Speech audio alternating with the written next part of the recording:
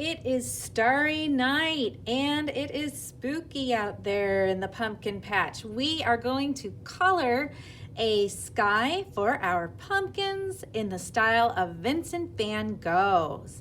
And this is inspired by his world famous painting, Starry Night. So let's get started. What you're going to need is a piece of black construction paper. What I have here is a piece of 12 by 18 black construction paper. And you're also going to need some oil pastels. So what we're going to do is we are going to begin with our sky. I want to choose some colors that are similar to what Vincent van Gogh used in his Starry Night. He used yellow, he used white, and some orange. He also used a variety of some blues. So I am going to start with these colors and see where they take me. I even found a greenish blue. We'll see if you come in handy later. So let's begin. The first thing I want to do is I'm going to start with the big picture moon that's up here in the corner. And this is called a crescent moon. And this particular moon, I believe this is waning crescent. And I think the other direction is waxing crescent. So I'm going to start by putting some yellow down for my crescent moon. And as you know, it is not so super bright when you put pastels down on the paper. So what you can do is you can brighten them up by adding some white. So you're probably wondering, well, what's the whole idea of this if we are not doing it in Vincent van Gogh style? But we are. This is just putting down some little stars for our sky. I want to space them apart and I don't want too many. I also don't want to put them too low on the page because I am going to be gluing some pumpkins on here later. And there's really no point in filling up too much down here if I'm just going to be covering it up later. Right. So next, I'm going to put a little bit of white in those stars just to help them stand out from that black background. There we go. Let's begin with the Vincent van Gogh style now. Then we've got our little map of our stars. I'm going to use the same kind of little brush strokes that he used with his paintbrush with my oil pastel.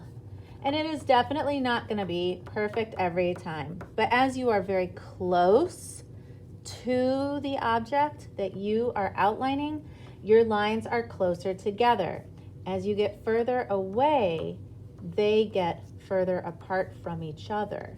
So there's a high concentration of these brush strokes, we'll call them, near your object. And then as you get further away, they kind of fade out, just like the light would fade out. When you get to one of your stars right here, make some of those brush strokes real nice and tight around those stars. And again, once you kind of go out, you can get a little bit more spaced out, if you will. Oh, sorry, that was terrible. No charge for the bad jokes, everybody. Okay, so real tight stars, and then as you go out, a little bit looser, a little bit looser. There we go.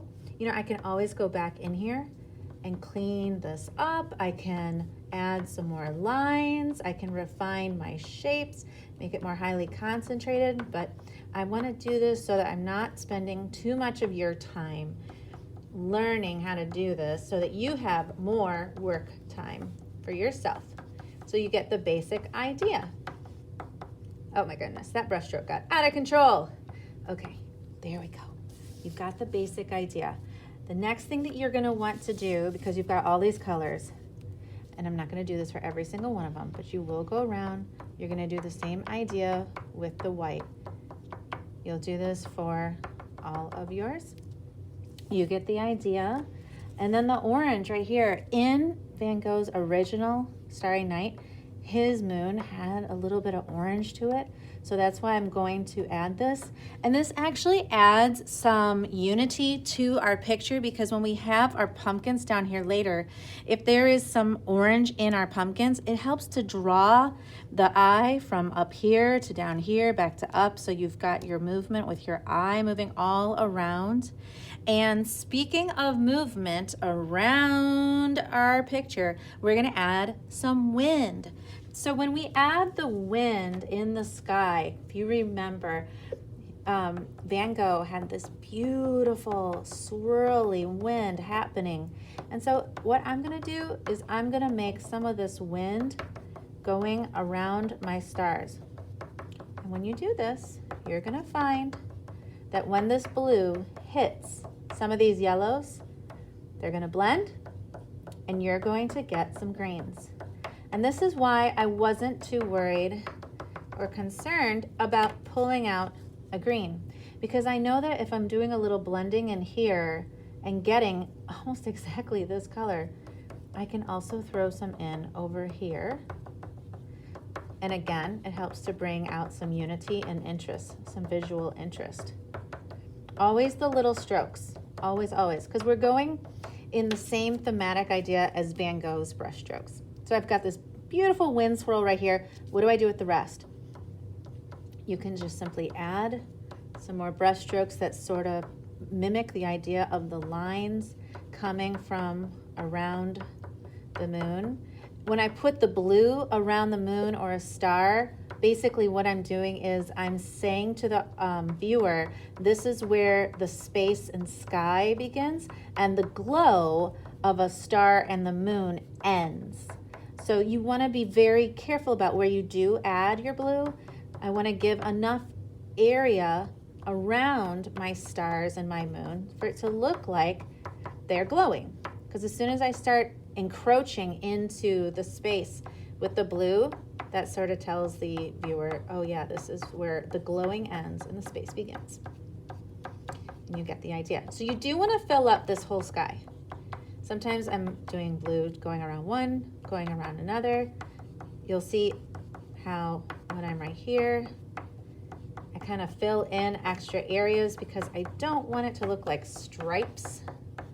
These can go in different directions. You know, Van Gogh, he had brush strokes that went in many different directions, of course. So we want to do that too. This is the beautiful thing about his work, is that it's very free form with these brush strokes. And yet, he knew exactly where he was putting his color. There was no question about it. He was very dedicated to the idea of putting a right amount of balance and color into his pictures to create a feeling. I am going to go pretty far down, even though we are going to be putting in some ground and grass for our pumpkins. Now you can do whatever you'd like to do on the ground. If you want it to be like a pumpkin patch and you want it to be more like dirt, you can do that, of course. This is your picture. This is art. This is what we do. Don't forget, you can go in with your green, add some more in there. The dark blue. This is just to add some depth. So it's a nice bridge of a deeper color between the light colors and the dark black of the paper. And when I'm on my swirl right here, I do keep my color going in the same direction of my swirl, so I don't lose that and it doesn't just blend into the background of something else. You can also cheat a little bit. Take some white and outline your swirl, and it will visually stand out a little bit more because people won't know why they're seeing the swirl, but it'll just kind of be highlighted like that. And if I just do that with the swirl, you'll see it'll stand out a little bit more.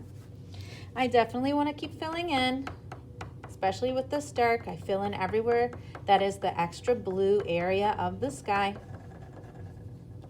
Get in there, make it look really nice. All those little brush strokes.